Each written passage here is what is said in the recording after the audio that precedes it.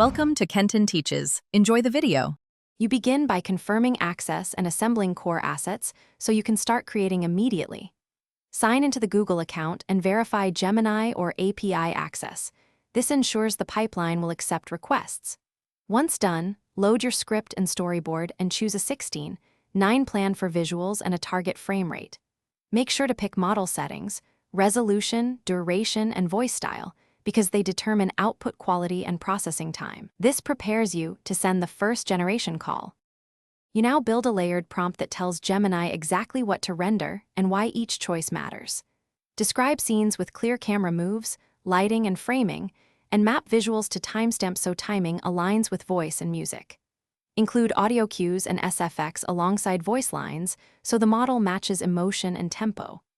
Once you have a draft, generate short 10-15-second segments to validate style, color grading, and pacing. Iterate until these micro-tests match your vision before scaling.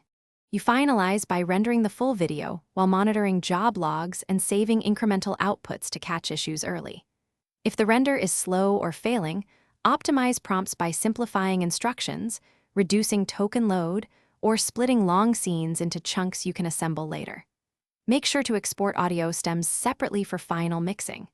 If you encounter mismatched visuals, sync errors, or artifacts, tweak timestamps and re-render only affected segments. Often a prompt clarification or